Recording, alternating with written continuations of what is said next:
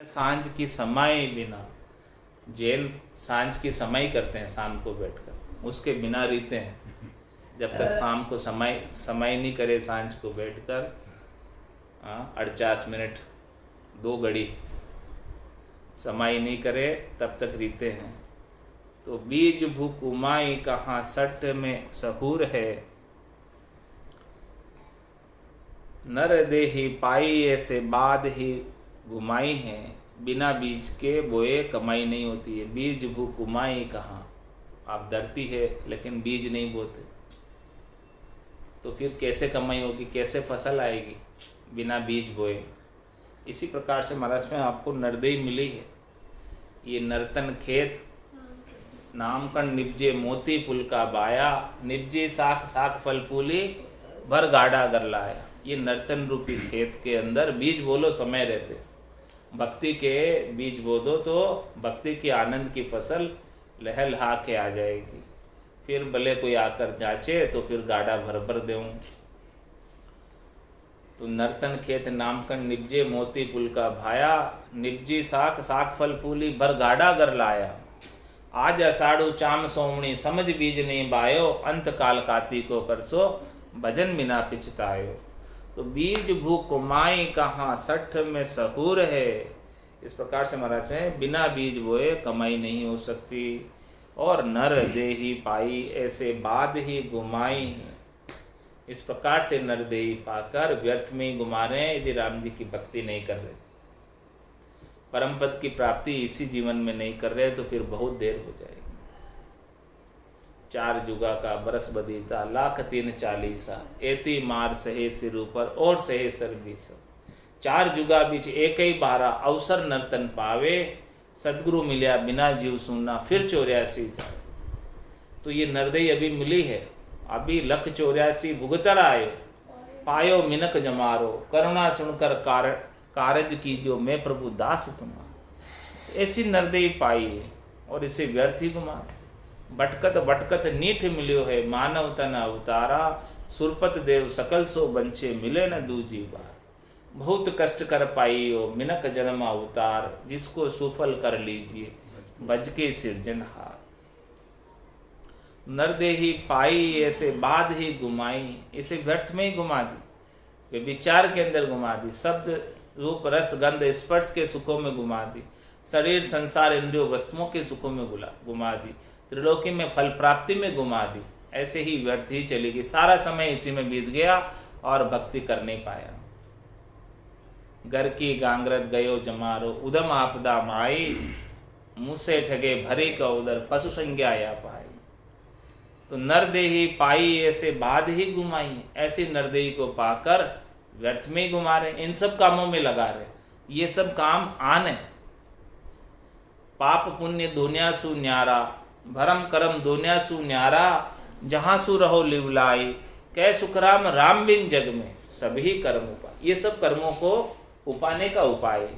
ये सब कर्मों बांधते, कोई में शुभ बांधते, किसी में अशुभ बनते, किसी में पुण्य बनते, किसी में पाप बनते। तो इस प्रकार से इन सब उपायों को छोड़कर केवल एक राम जी के नाम और निज नाम की जब तक भक्ति नहीं करोगे तब तक परम पद मिलने वाला नहीं। तो नरदेई पाई ऐसी बाद ही गुमाई है, ऐसी नरदेई को व्यर्थ में ही गुमा रहे।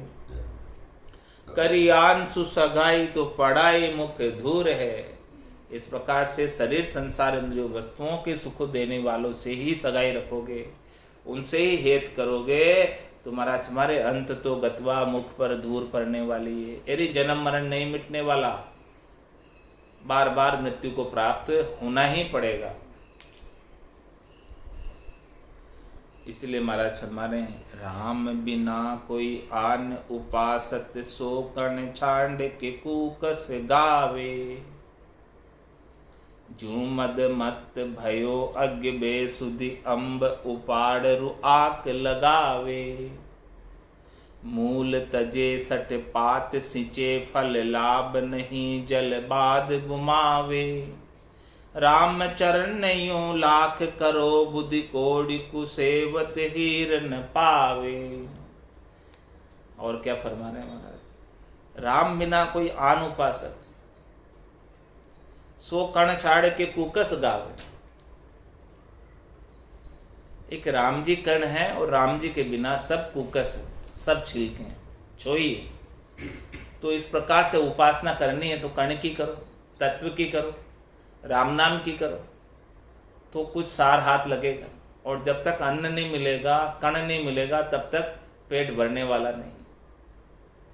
ये निज नाम अन्न के समान है, कण के समान है, जिससे ये आत्मा का रंजना आता है, आत्मा का तृप्त होती है। और जब तक आत्मा भूखी की भूखी रहती है, तब तक बार बार जन्म मरण में जाती आती रहती है। और बिना निज नाम के, जिस प्रकार से बिना भोजन के, बिना कण के, बिना अन्न के भूख नहीं मिटती, उसी प्रकार से बिना निज नाम के आत्मा का जन्मना और मरने की भूख जो है वो लग रही है, वो नहीं मिटने वाली। तो राम बिना कोई आन उपासक ऐसे राम जी की उपासना को नहीं कर कर आन की उपासना करते हैं। शरीर संसार इंद्रियों वस्तुओं के सुख प्रदान करने वाले, त्रिलोकी में फल प्रदान करने वालों की उपासना करते हैं। तो कण छाड़ के कुकस गावे, वो कण को छोड़कर कुकस की तरफ, कुकस को गा रहे हैं, छोई छिलकों को गा रहे हैं। यू मद मत भयो अज्ञ बेसुधि अम्ब उपाड़रु आक लगावे। इस प्रकार से महाराज में मद के अंदर उनकी मति के ऊपर मद आ रहा है, उसकी मति के ऊपर अहंकार आ रहा है। यू मद मत भयो अज्ञ, अज्ञानता का अहंकार आ रहा है। और बेसुधि, बेसुध हो रहा है, समझ नहीं है, दीर्घकालीन समझ नहीं है कि दूरगामी परिणाम क्या होगा, ऐसी दूरदर्शिता नहीं है। समझ नहीं होने की वजह से क्या कर रहे, अम्ब उपाड़ और आक लगावे। आम का वृक्ष लग रहा है जिससे फल आने वाले मीठे, ऐसे आम के वृक्ष को उखाड़ कर आकड़े का पेड़ लगा रहे हैं, ऐसा कार्य कर रहे हैं। मूल तजे सठ पात सींचे फल लाभ नहीं जल बाद घुमावे। मतलब मूल में तो जल का सिंचन नहीं कर रहा है, वृक्ष की जड़ में जल का सिंचन नहीं कर रहा है। और कहाँ कर रहा है जल का सिंचन, षट पात सींचे, पत्ती के ऊपर सिंचाई कर रहा है। ऐसा मूर्ख है। फल लाभ नहीं जल बाद घुमावे। महाराज वो पत्ते को सींच रहा है तो उसे कोई लाभ मिलने वाला नहीं है। पत्ते को सींचने से, फल को सींचने से कुछ भी लाभ प्राप्त होने वाला नहीं है। जो सिंचाई करने में तू जो जल लगा रहा है, वो जल भी तेरा वेस्ट ही जा रहा है, व्यर्थ ही जा रहा है। जब तक मूल में जल नहीं जाएगा तब तक काम होने वाला नहीं है। इस प्रकार से मूल में जब तक मूल ज्ञान घटपटचे का अंग नहीं देखेगा, जब तक मूल राम जी का भजन नहीं करेगा, तब तक तो ये श्वासा रूपी पूंजी जो जल है तेरा, वो ऐसे ही समय ऐसे ही निकला जा रहा, व्यर्थ में खराब हो रहा है समय। मूल तजे सट पात सींचे फल लाभ नहीं जल बाद घुमावे। इस प्रकार से जल जो है श्वासा रूपी पूंजी जल है, ये ऐसे ही व्यर्थ जारी। राम चरण यूं लाख करो बुद्धि कोड़ी को सेवत हीर न पावे। महाराज वो लाखों उपाय करो, कोड़ी वाले कितनी कोड़ियाँ इकट्ठी कर लो, लाखों कोड़ियाँ इकट्ठी कर लो, लेकिन कोड़ी को सेते सेते यानी उनका संचय करते करते कोई एक हीरा खरीदना चाहे उन कोड़ियों से, कोड़ियों से हीरा मिलने वाला नहीं है। हीरा कभी कोड़ियों के भाव नहीं बिकता, यानी कोड़ियों के तोल से हीरा मिलने वाला नहीं है। तो ये परमात्मा का परम पद तो हीरे के समान है।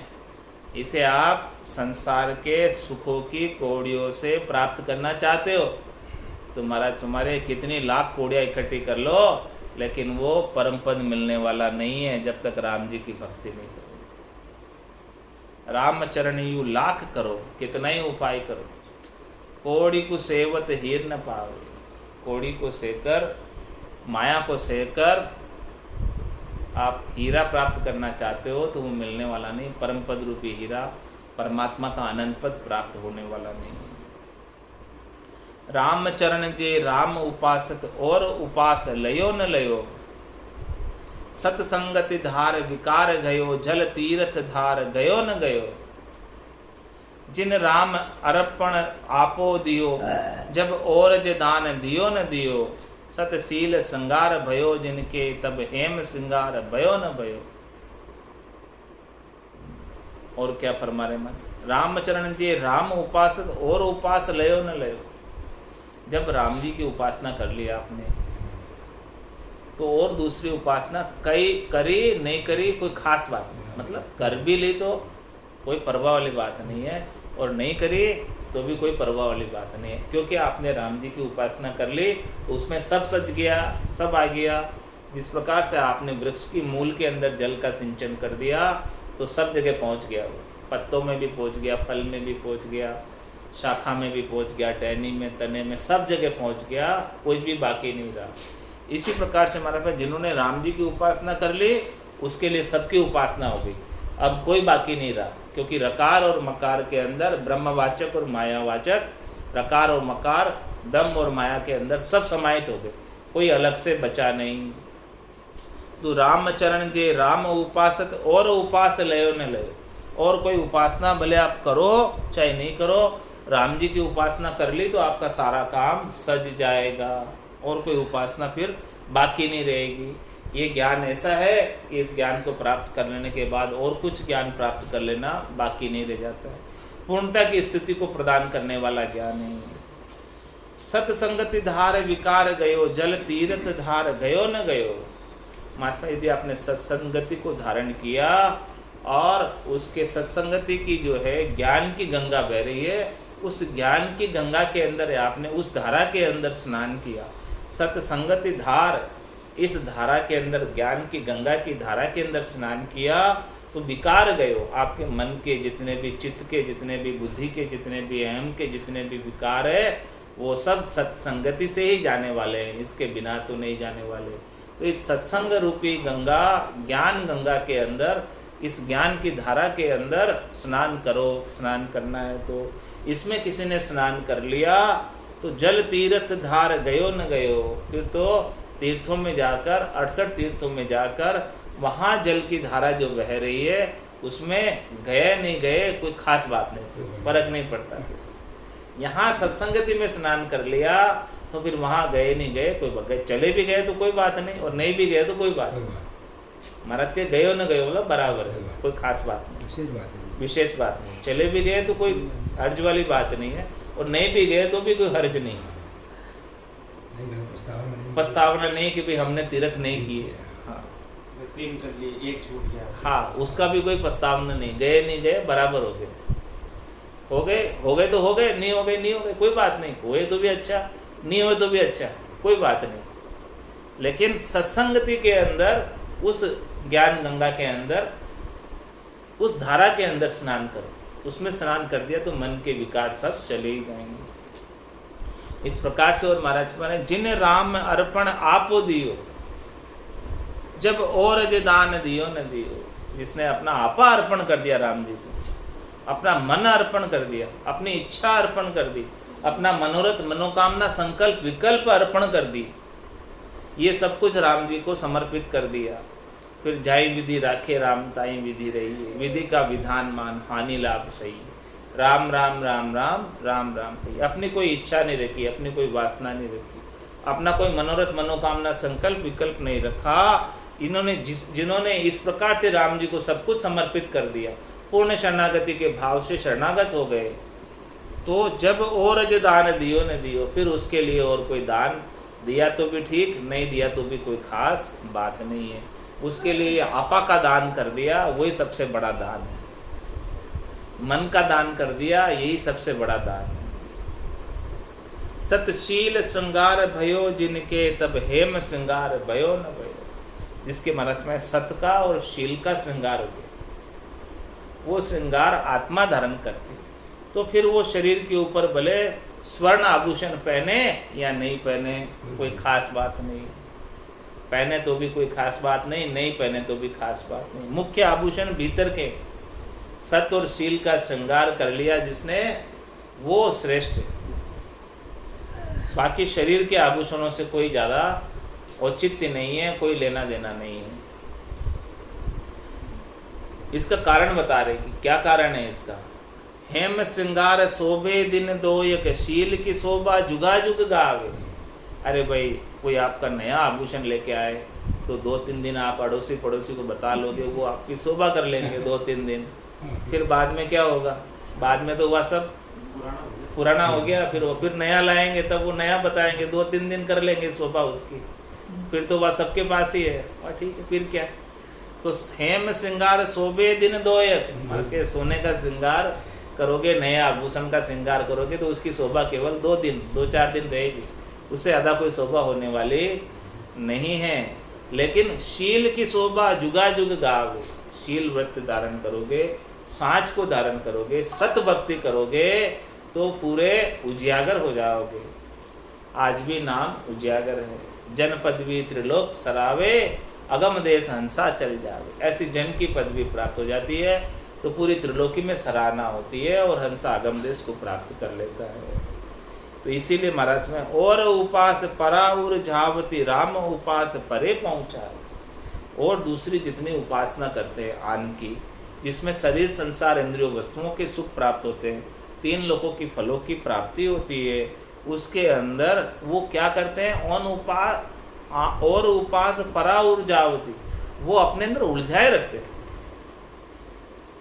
और उपास परा उर्जावती, वो अपने अंदर ऐसे उलझाए रखते हैं कि कोई छूट के नहीं जा सकता। कोई न कोई ऐसे आगे से आगे चक्र चलता रहता है कि उसके अंदर उलझे ही रहते हैं।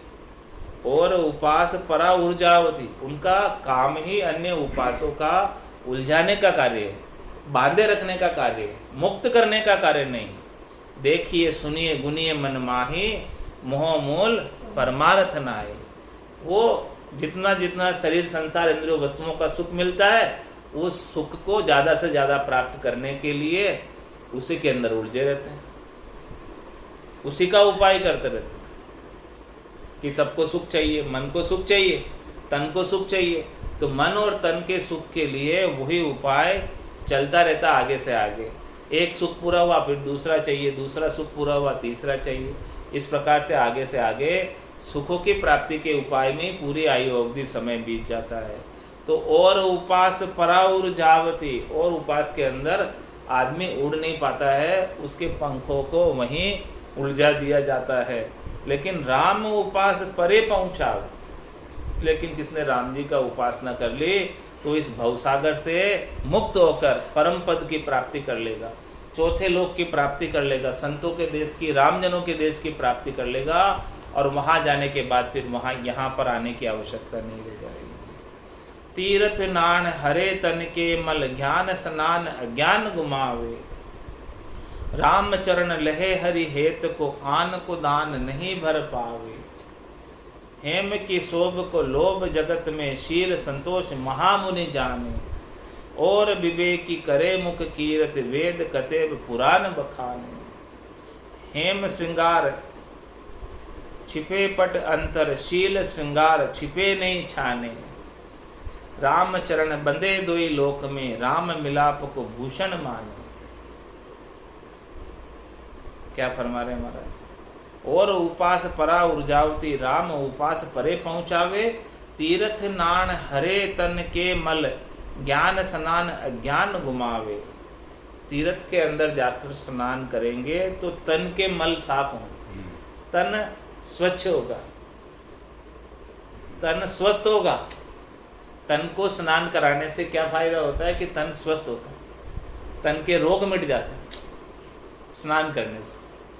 और तीर्थों के अंदर जल से जाकर स्नान करने से भी तन स्वस्थ होता है। लेकिन तीर्थ ज्ञान करे हरे तन के मल, ज्ञान स्नान अज्ञान गुमावे। और सत्संग के अंदर जाकर ज्ञान की गंगा में स्नान करोगे तो आपके घट के भीतर जितने भी भरम है कर्म है वो सब मिट जाएंगे। अज्ञानता है, मोहनिशा है, वो सब चली जाएगी। जितनी भी तमी अंधियारी है वो सब चली जाएगी। ऐसा पराक्रम, भीतर में ज्ञान का प्रकाश हो जाएगा, भीतर का सारा डर चला जाएगा, निर्भय पद की प्राप्ति कर लोगे, निस्संक हो जाओगे, निश्चिंत हो जाओगे, निर्भय हो जाओगे। रामचरण लहे हरि हेत को, आन को दान नहीं भर पावे।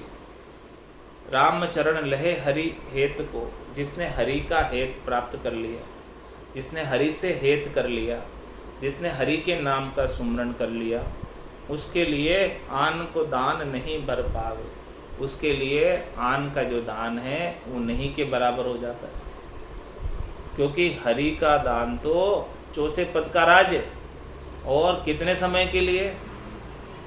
अनिश्चित काल के लिए। और यहाँ का आन का दान कितने समय का है? थोड़े से क्षणिक, थोड़े से दिनों के सुख के लिए चौथे लोक का राज छोड़ रहे हो, जो सदैव सदैव का प्राप्त होने वाला। केवल थोड़े से शरीर के सुखों के लिए आन की उपासना करके, राम जी की उपासना नहीं करके चौथे लोक का राज्य छोड़ रहे हो, जो हमेशा हमेशा के लिए प्राप्त होगा। ये बात समझा रहे हैं कि रामचरण लहे हरि हेतु को आन को दान नहीं बरता। जिसने हरि का हेतु ले लिया, उसके लिए आन का जो दान है वो एक बिंदु के समान हो जाता है, भरपाई नहीं कर सकता। हाँ। रामचरण लहे हरि हेतु को आन को दान नहीं बरपा। आन का दान जो है कभी उसकी भरपाई नहीं कर पाता, हरि का जो है पद नहीं प्राप्त हो पाता आन से। हेम की शोभ को लोभ जगत में, शील संतोष महामुनि जाने।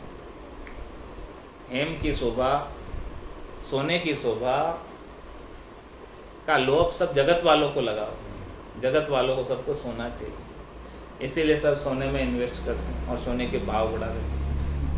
हेम की शोभ लोभ, हेम की शोभ को लोभ जगत में, शील संतोष महामुनि जाने। जो महामुनि है, जो भक्ति करने वाले जन हैं, वो शील और संतोष का श्रृंगार करते हैं, और संसार वाले सोने का श्रृंगार करते हैं। इतना अंतर है। तो ये सोना तो यहीं कहीं रह जाने वाला। रीतु ही आयो और रीतु ही जासी, भूख प्यासो नागोरे, अंधन लक्ष्मी छोड़ चले गो, साथ ने चाले रागोरे। और ये शील संतोष का श्रृंगार करोगे तो ये आत्मा परम पद को प्राप्त हो जाए। शील संतोष महामुनि जाने, जो ऐसे भक्ति करने वाले जन हैं वो जानते हैं ऐसे श्रृंगार को, बाकी संसार वाले ऐसे श्रृंगार में नहीं समझते हैं। और विवेकी को मुख कीरत, वेद कतेब पुराण बखाने। और विवेकी करे मुख कीरति, वेद कतेब पुराण बखाने। और महाराज माने जो ज्ञानी हैं वो मुख कीर्ति करते हैं, अपने मुख से अपनी कीर्ति करते हैं ज्ञानी, कि हम ही सब कुछ जानते हैं।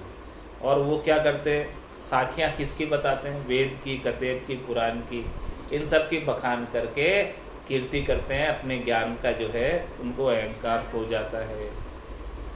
हेम श्रृंगार छिपे पट अंतर, शील श्रृंगार छिपे नहीं छाने। आज पे हेम का श्रृंगार तो पट के अंदर छिप जाता है, कपड़ों के अंदर छिप जाता है। और आजकल कलयुग में तो छिपाई देना पड़ता है, छिपाओ नहीं तो क्या होता? लूट ले जाते हैं। तो हेम श्रृंगार छिपे पट अंतर, उसको तो कपड़ों के नीचे ढका के रखना पड़ता है।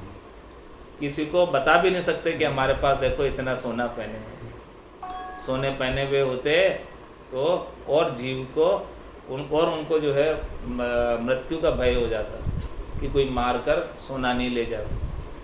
तो हेम श्रृंगार छिपे पट अंतर, उसको तो छिपाए रखना पड़ता। लेकिन शील श्रृंगार छिपे नहीं छाने, जिसने शील का श्रृंगार किया उसे कुछ छिपाने की आवश्यकता भी नहीं, और वो छिपता भी नहीं, छाने होता भी नहीं, वो तो एकदम उजागर हो जाता है, त्रिलोकी के अंदर उजागर हो जाता है।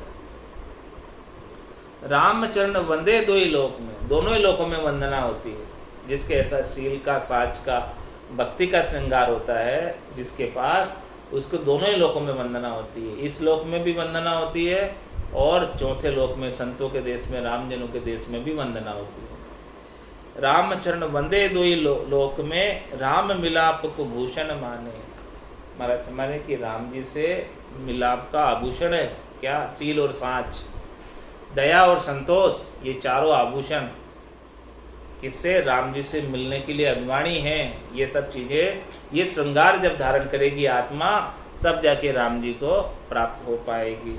इस प्रकार से महाराज ने सवैया के अंदर व्यभिचारणी का अंग संपूर्ण किया। बोलो राम सद्गुरु देव जी महाराज ने धन्य हो। परम दयाल सद्गुरु सुखराम जी महाराज ने धन्य हो। स्वामी जी श्री रामचरण जी महाराज ने धन्य हो। अनंत श्री सद्गुरु सुखराम जी महाराज के ज्ञान सत्स्वरूप भगवान ने केवली भगवंता ने धन्य हो।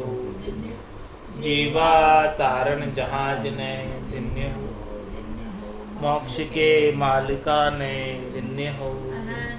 अनंत कोटि संता ने धन्य हो।